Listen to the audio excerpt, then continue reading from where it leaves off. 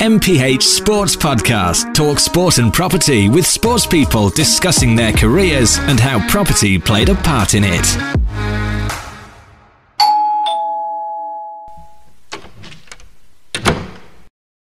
Good morning, Lisa and Viv. Welcome to Talk Sport and Property. How are you? Good, thanks. How are you? I'm good, thank you. Thank you so much for coming on the pod. You are our first professional sportswomen to come onto our podcast. So welcome. Before we start, I just want to talk to you about women's football. I coach my daughter's football team. I mean, how good is women's football right now? It's getting there. Probably still not in the place that we would like to see it. But yeah, it's definitely come on so much over the past 10 years in my career anyway. So I think I'll probably reap the rewards more than I will. But no, it's definitely getting there. It's picked up so much over the last few years, really, in England especially, and just loving it, really, aren't we? Definitely. We're only 4 years apart, by the way. Not that much longer, but it's definitely, especially the last 3 or 4 years, has been massive improvements, and I hope it just continues. Yeah, us too. Well, let's talk about your career, because as part of the pod, this is split into two halves. The first half, we're going to talk about sport and you girls, and the second half, we're going to talk about property. So let's start with you, Lisa. Currently at Arsenal, 260 professional appearances, 80 of those at senior international level for Scotland, 79 goals. Was being a footballer always a dream for you? And at what age did you start playing? Yeah, I mean, I started playing when I was like probably 6 or 7. My dad basically ran the team, kind of what you do for Chloe, to be honest. You do everything that you can do, running them up and down the country, probably putting on sessions. And yeah, my mum and dad were obviously a massive part of my ball upbringing from a young age. And I think just obviously playing with the boys at school and stuff, I was always hanging about with the boys and yeah, just playing football all the time. Every time that I could play it, I was playing it. So yeah, I think it just really stemmed from that. I've got an older sister as well, so she played, obviously not to as high level as I did, but she kind of got me into it, and I was kind of just copying everything that she was doing, really. So sure, I've met your mum and dad, haven't I, a couple of times, and I know they're your biggest fans, and I can imagine your dad literally following every game you go to. I'd imagine he also kicks every ball that you kick, having watched him in real time. But look, you started your professional career with Glasgow City, making your debut back in 2009. What was also interesting, which I read, was you also received one of the first scholarship recipients to the Scottish FA's National Women's Football Academy, studying sports science. Was education equally as important as football to you and to your parents? And how did that come about? Right, so yeah, basically they'd started up this women's football academy. It was just basically to combine football with like a university study. So obviously at that time I was lucky. I was kind of that age. I think I was 17. I'd just finished school and I was like, right, what am I going to be doing? My mum was obviously really pushing me to do university, as every mum does probably. And at that time, women's football wasn't professional. So you couldn't make a living. Sorry, I'm only laughing, Viv shaking her head. Your mum didn't do that? Not really. She was just like, go and do whatever you want to do, and if that means picking up school later, then pick it up later. But to be honest, like I was a bit of a study nerd anyway, so she knew that exactly. You didn't need to be encouraged. I did. That's the difference. My mum had to encourage me. That's the difference.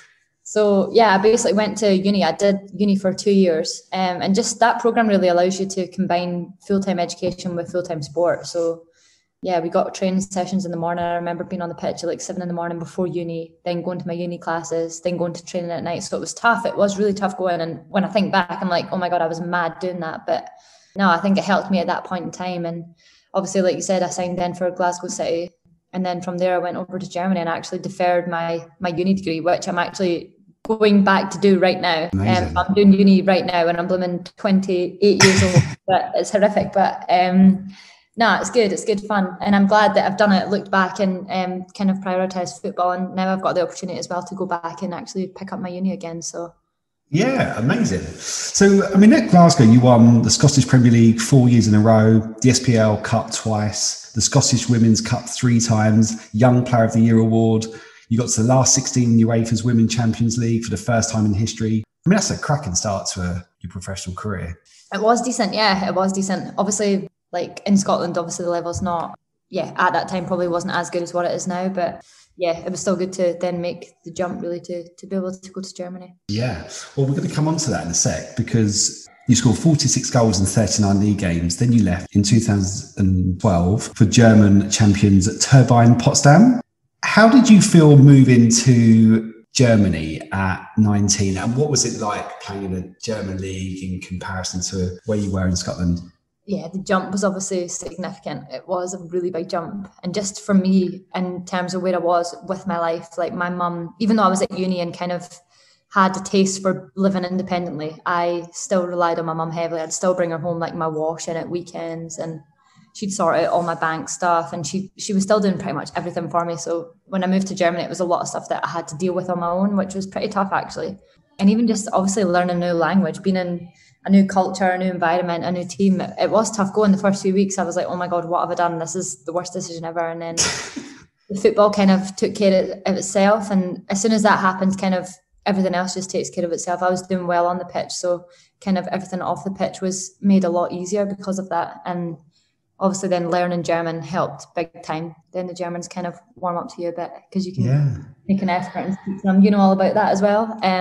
So yeah. Just out of interest, did your parents come and still watch all the games? They came to a few, to be fair. They loved coming over. Potsdam is actually a really little, it's like a nice little town. They loved coming over, and it was obviously an easy flight straight to Berlin from Glasgow or Edinburgh. And yeah, they were over every opportunity they could, really. They loved coming over, so. Yeah, no, I can imagine. Having spent sort of 3 years there, picking up finalist medals on 3 occasions in the leagues and the cups, you attracted interest from Bayern Munich. And in 2015, you signed for Turbine's rivals. Can you explain that move, and what is that move in comparison to here? Because we know you're at Arsenal. Is it like you signing for Tottenham or Man City or Chelsea? Yeah, I mean, it's probably not as big, I'd say, the rivalry, but obviously it was like at that time there was kind of 3 or 4 big teams in Germany. So that was another kind of big team. But I mean, yeah, it wasn't really, I wouldn't say it was frowned upon or anything like that. I'd been at Potsdam, I'd done well for the 3 years I was there, and I was kind of ready for the next step and ready for another part of my life, another challenge. So yeah. It proved to be the right one. You won the Bundesliga in your first season, and followed by the runners-up the next year. Did you enjoy your time at Bayern Munich? I did, yeah. Obviously, it was successful. When I was there, obviously, the first year we won the Bundesliga, that was absolutely amazing. That was probably one of the best experiences of my career so far, actually. Just the whole thing around winning the Bundesliga and being on the kind of stage with the men and stuff at the same time. Where I met Viv as well. Yeah, it was a good time in my life, and I loved it, actually. But there was obviously the highs and lows. I wasn't playing week in, week out, and that's when I kind of thought about coming back to England and playing in the WSL, because I just wanted to get regular playing time. And yeah, again, just having a new challenge. After the 2 years, I thought I've had enough of Germany, really. I was there for 5 years in total, and I just thought I can come back and be closer to home and see my mum and dad more often, see my sister and be with friends. And yeah. Yeah, well, in 2017, you got that opportunity, didn't you? You signed for Arsenal Football Club. What a huge move that was. Another massive club to go from Bayern Munich to Arsenal. Looking on your CV, that's seriously impressive. Was that the right move for you? I mean, you mentioned about closer to your mum and dad, back in the UK. But you hadn't played football in England before this, had you?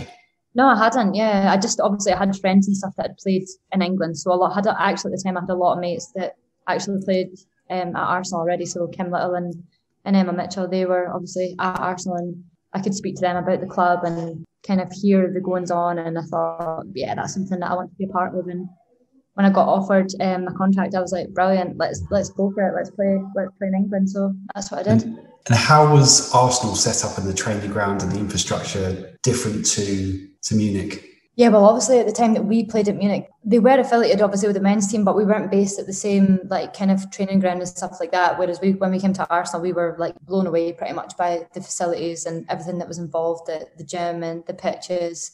Literally just being on the same site as the men's team was, yeah, a breath of fresh air, really, wasn't it? Just having everything in place to be the best that you can be obviously then helps you get to the next step and the next level, really. Yeah, no, definitely. But this feels like a good time to bring in Viv, because Viv's your partner in crime on and off the pitch. Viv, I'm going to talk about your stats here. I don't know how this is possible, actually. I know I've texted you both recently ahead of today's pod. 331 professional appearances, 91 of those at senior international level for Netherlands.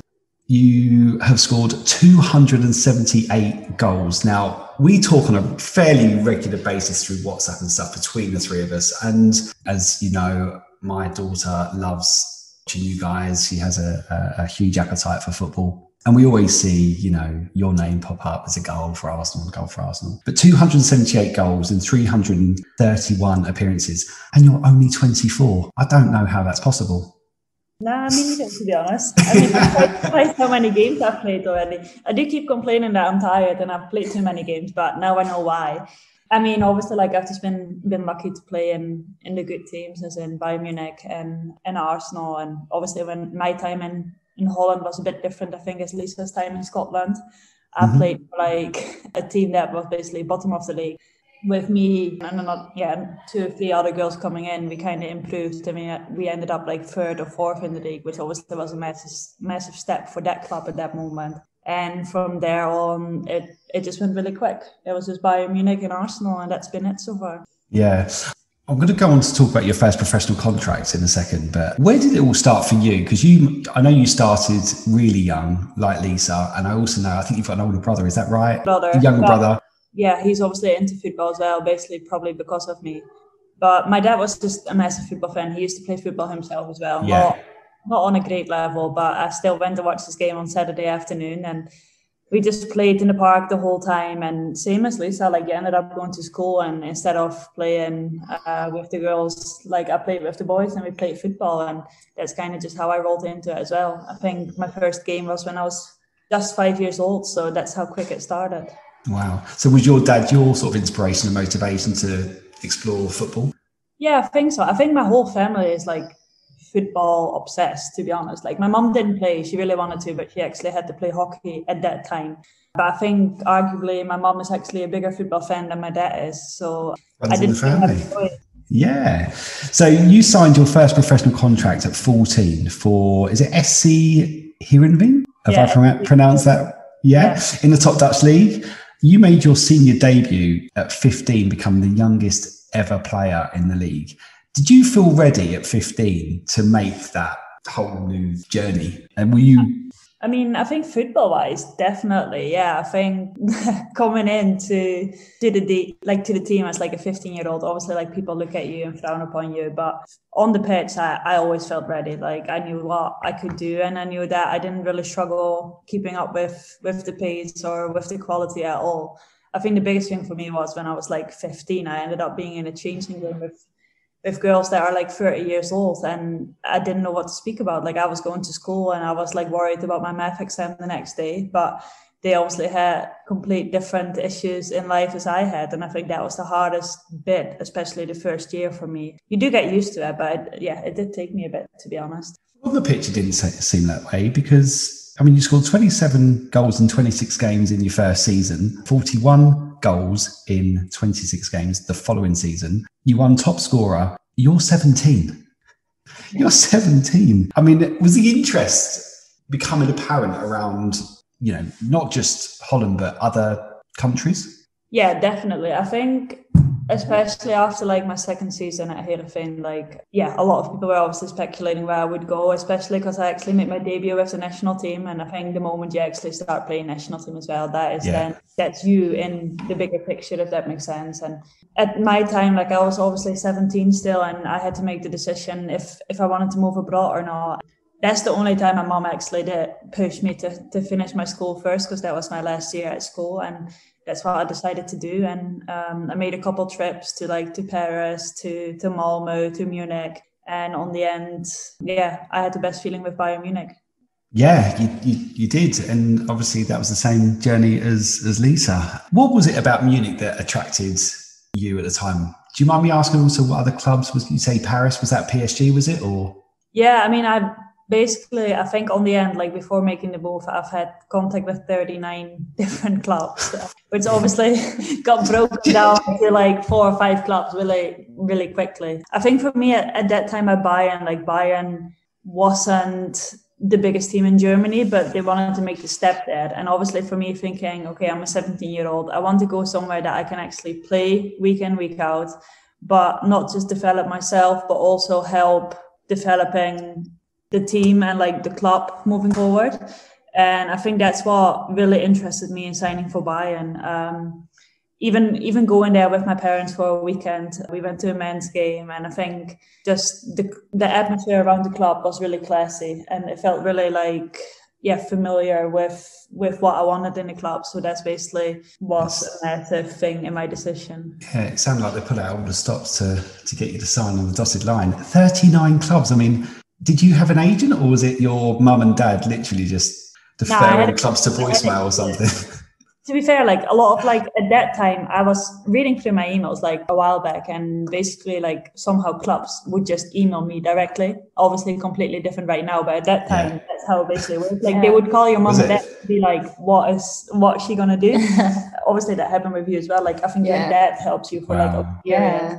And then I got an agent in Holland, and she basically helped me say no to a lot of the clubs. With a bit of help of Arjen Robben's father at that moment, we ended up signing my contract with Bayern Munich. Right, wow.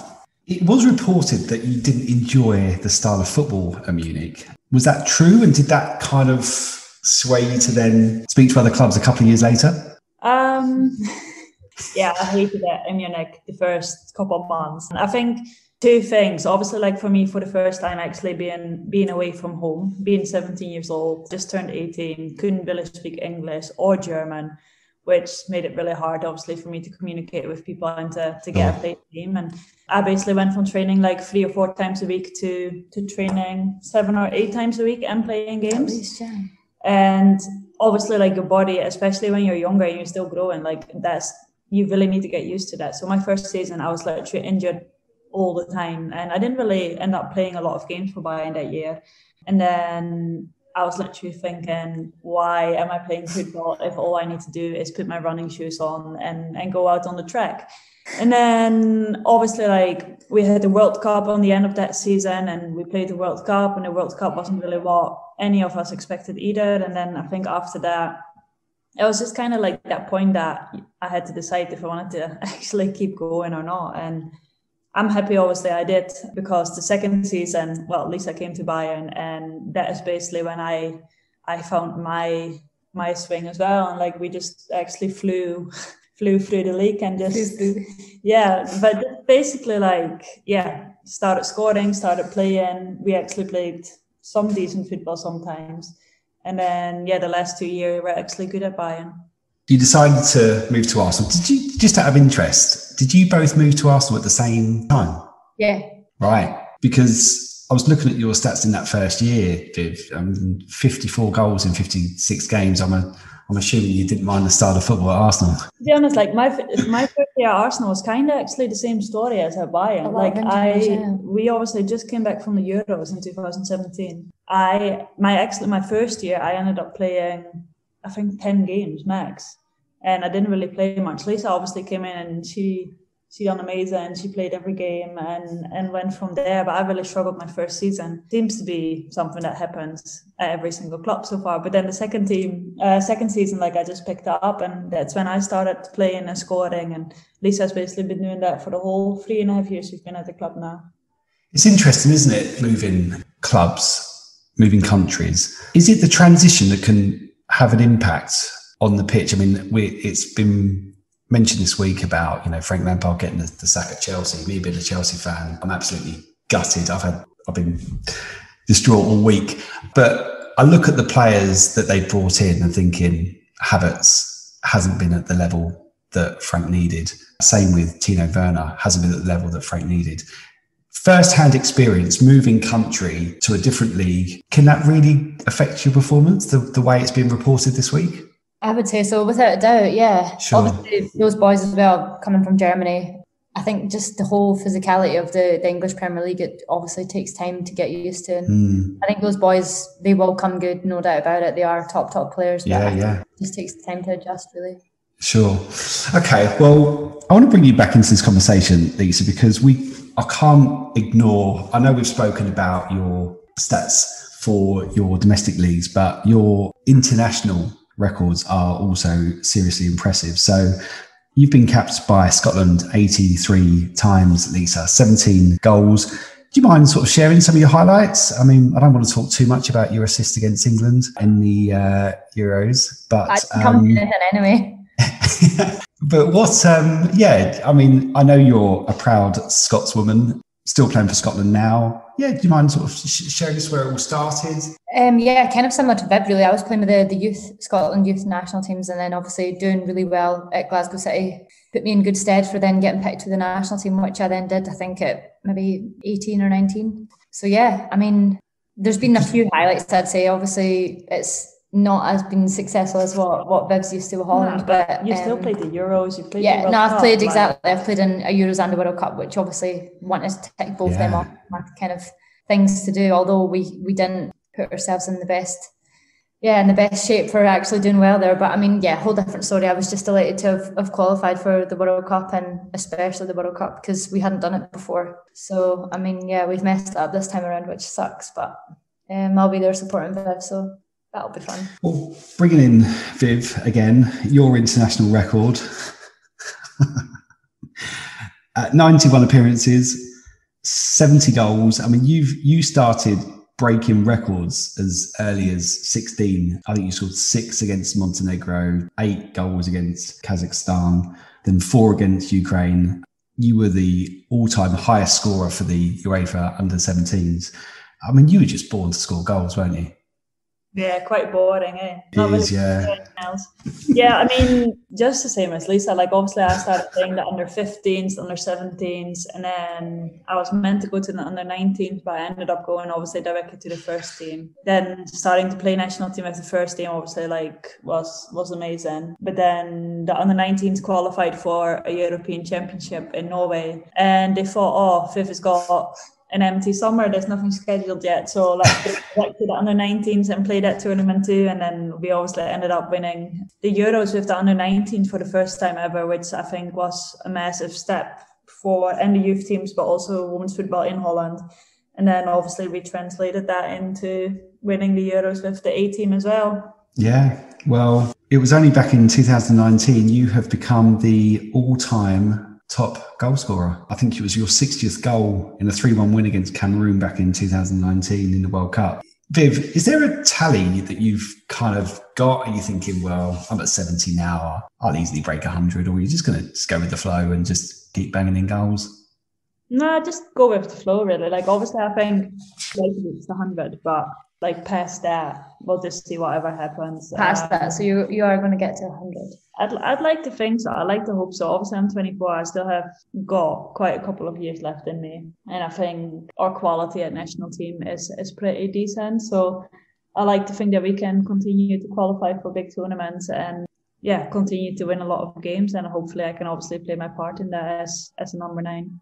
Well, I've thoroughly enjoyed talking about football. Before we move into the second half of the pod where we can start talking about my game, not your game, we put some questions out on social media.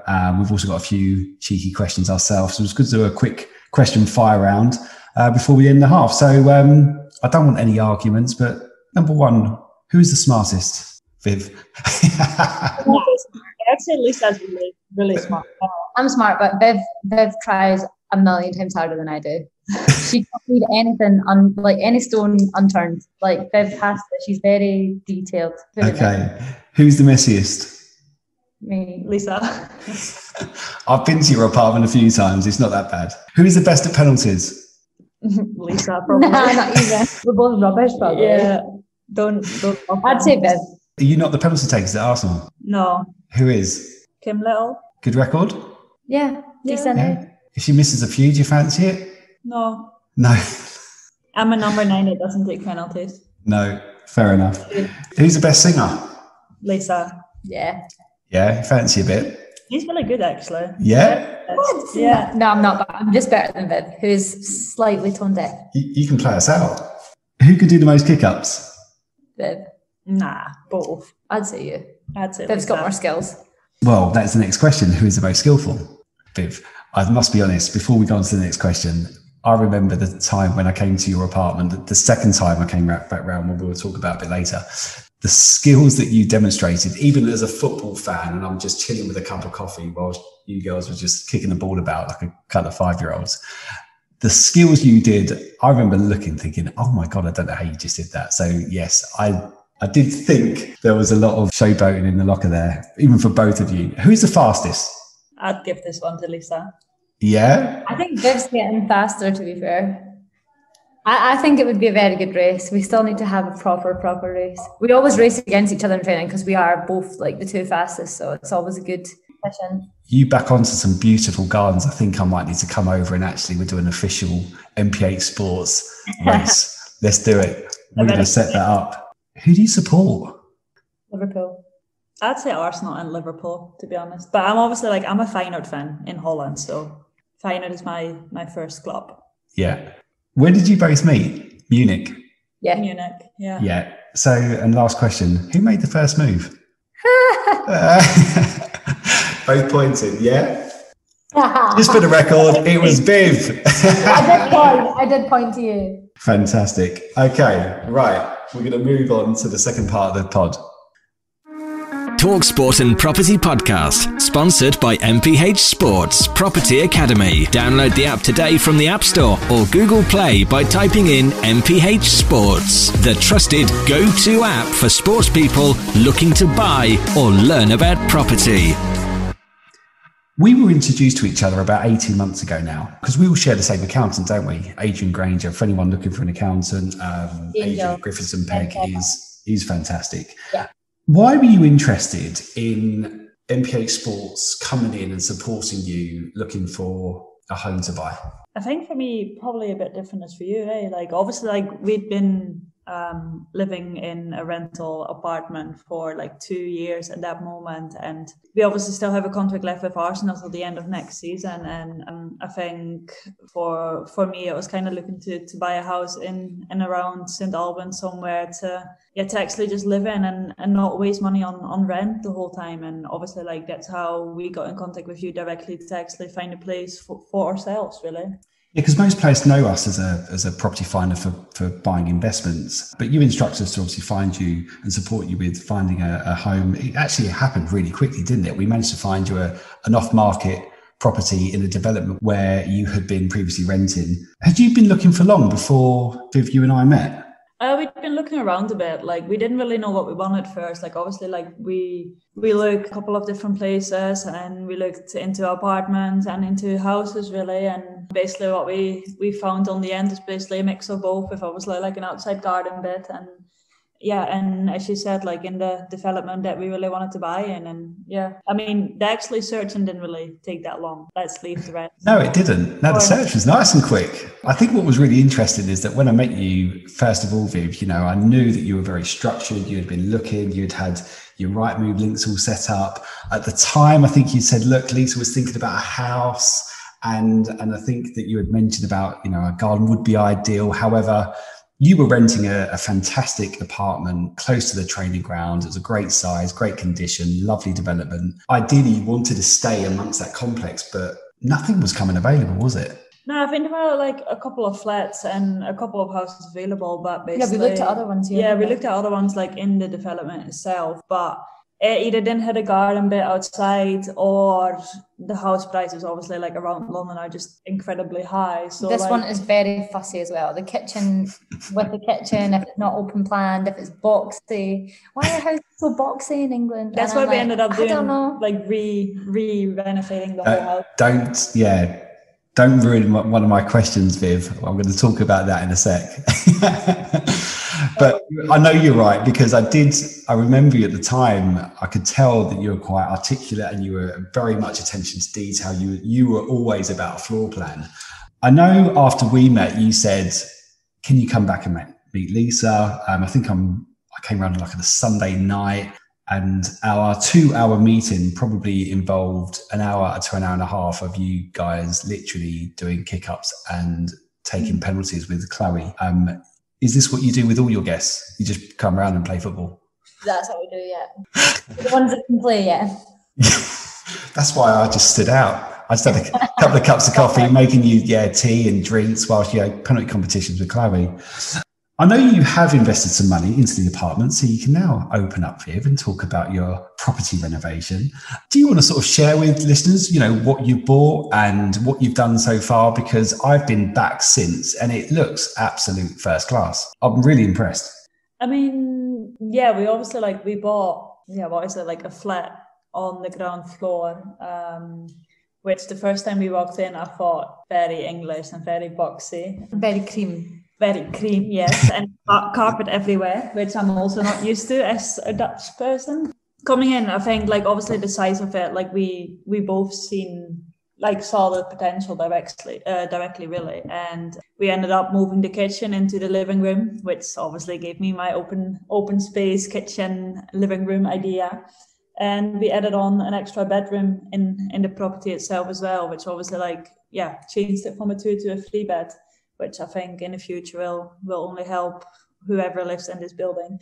But yeah, we're really happy. It took quite long. Obviously, during COVID, a renovation during COVID is not easy. But we're happy that we're in it now, and it's all finished. Yeah, because normally when people think of a flat, they think size is the one thing you compromise with. But your living room was always huge, wasn't it? And I think that was the reason why you explored moving the original kitchen into the living room, making it this lovely big open plan. I mean, I've seen it, I can see it in the background. You've got that kitchen, you've got that island, and it's just great for entertainment, particularly if you've got sort of guests coming over. And you've now replaced that kitchen with a versatile room, really, whether it's a study or a guest room or just another football room, really. Trophy cabinet. Well, we've got a few now, haven't we? Have you had the property valued since you've done the work? No, we haven't actually. No, we were saying that though, that I think it would be a good idea probably to get it done just to see kind of what you could get back for it. Yeah. But I mean, it's hard. Obviously, as you say, we're talking about a flat, but walking into the house, I never have the feeling that we're in a flat. I feel like we're just in a proper house, if that makes sense. It's a really good size, and the flat that you've got in particular, the ceilings are unusually high, aren't they? Yeah. Really high, which obviously makes it look so much bigger, and there's a lot of light coming in, and basically if you walk out in the back, you directly walk into a park, which is really nice. So the gardens are stunning, aren't they? I know. Yeah. We've also got some more good news, because this week we exchanged on our first investment together too, didn't we? We did. When did you take a first interest in property investment? Because we've been talking for a while, ever since that first meeting. I know we had some unfortunate experiences with the development we were buying in Glasgow last year. Fast forward, we've found this lovely development in Liverpool. You bought it off market. It's a lovely little deal. It's got fantastic rental returns. But you have always had a bit of an appetite for this, haven't you? Yeah, without a doubt. I mean, I don't know if that comes from my mum and dad, but they love property. They're obsessed. My dad, I know it's different, but he watches every single house program there is to watch, doesn't he? Grand Designs or even Homes Under the Hammer, whatever. He loves all that. So it's just... Don't knock Homes Under the Hammer. I've been on Homes Under the Hammer. Yeah, we actually watched it. I watched it.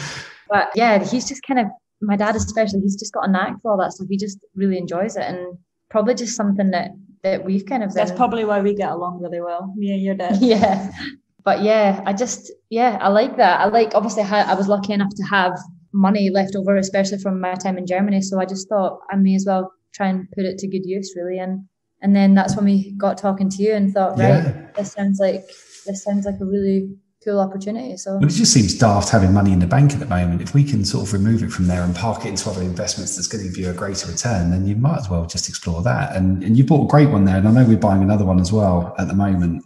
I mean, do any of the other Arsenal ladies or women in the national team at Scotland or in Holland, do you know if any of them have got an appetite for property the way you two have? Because we've spoken about investment for a while with you more, Lisa, and I know your apartment has been a great renovation for you, Viv. But is there other women like you that you know of? To be honest, I'm trying to...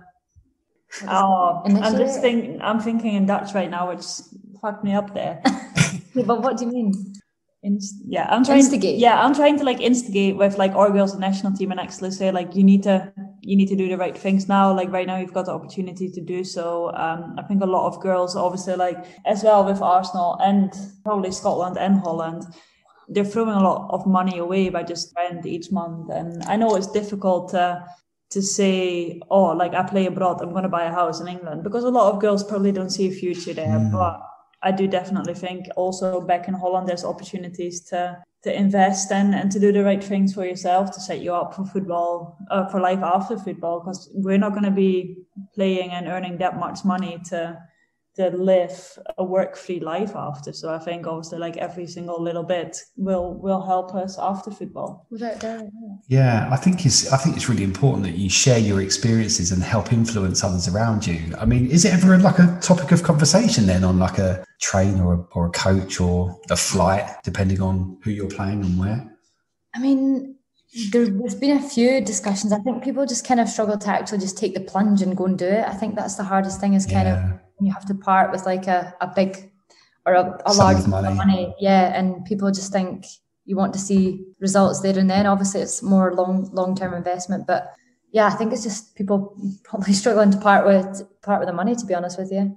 I think it's probably a confidence thing as well, isn't it? Without doubt.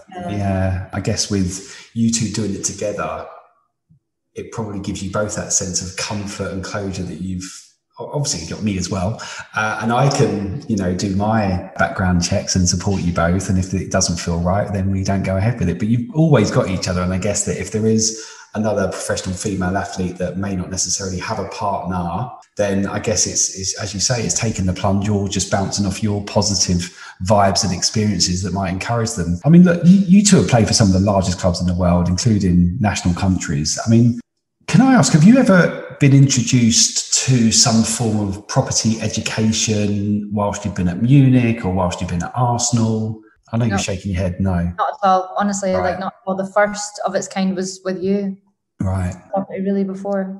Do you ever have educational workshops available to the club at Arsenal, ladies? No, we don't really. I mean, obviously, I think through the PFA and that, they try to encourage people to either study something or to get in contact with the right people to set you up for life after football. I do know that, for example, at national team, we are now starting up a development off pitch workshop program, as in literally probably from working with homes and houses to actually being a physiotherapist or taxes or whatever, a really broad idea of actually trying to get people interested and to kind of know what's going on outside the footballing world. But I think it definitely can be a lot better than what it is, really, to be honest. Yeah, I think so. I mean, I thoroughly enjoy doing these workshops for football clubs and rugby clubs and cricket clubs now. And I know we've spoken about it in the past. And I know you've kind of embraced it to say, look, we would love to get you in. We just don't really know how. And I guess that, is the appetite going to be there? Are the other women too busy to listen to a 20, 25-minute workshop about just encouraging them to consider property as some form of investment, the way it could protect you guys for life after football, really? It's just understanding what else can Premier League life-skilled endorsed companies like us do for a group of professional sportswomen like yourselves. I mean, not really much. As I said, I think if you look at our team, we're probably one of the teams in the league that actually don't really have any British girls, if that makes sense. So we've got a lot of foreign girls from outside the UK that never see a future in the UK anyway. So I think we're in that kind a bit of a special group, which obviously a lot of girls won't be interested in buying in the UK. But I think a lot of other teams are obviously when you've got a lot of British players and players that actually want to invest in the UK, I think it can be really interesting. Well, I know the demand's there because I have so many messages or followers on Instagram from professional sportswomen, whether it's in cricket or whether it's in football. So we know the appetite is there for it. It's just trying to encourage more to consider it, even if it's knowledge we can provide for them to buy in their own country. It doesn't have to be in the UK. But it's an interesting conversation, one that we need to explore further on at some point, because I think what we do doesn't exist in sport. And I just think that the more knowledge that we can provide will only encourage more athletes to do what's best with their money that they earn. I'm interested to know more about your longer term property goals, because I know you've got an appetite for it. Viv clearly has this home renovation program in mind that's going to continue throughout your lives. Is there a plan that you guys have discussed? Is it just about maybe focusing on building up that passive income that could one day replace your salaries, really?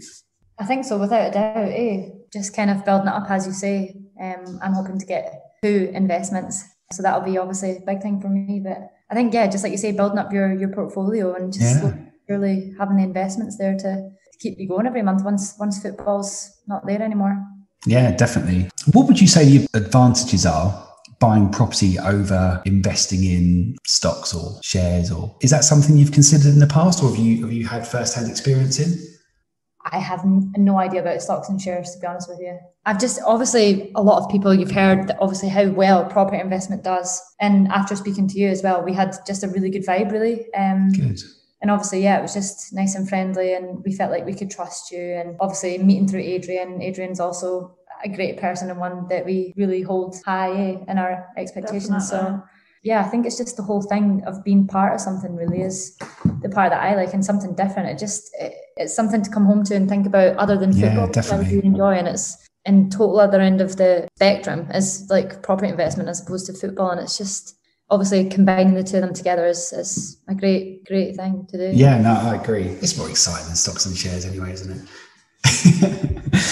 I just want to sort of publicly say you've really been so supportive of me personally and also of NPH Sports, particularly on social media and in person. I've always enjoyed our company. I've got Chloe, I'm homeschooling from the office this afternoon, so she's next door. She's definitely going to want to come and see you in a second.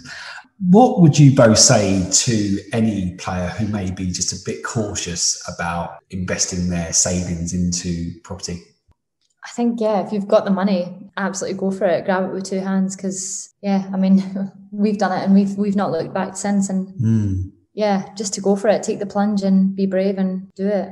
Definitely. Well, I've really enjoyed it.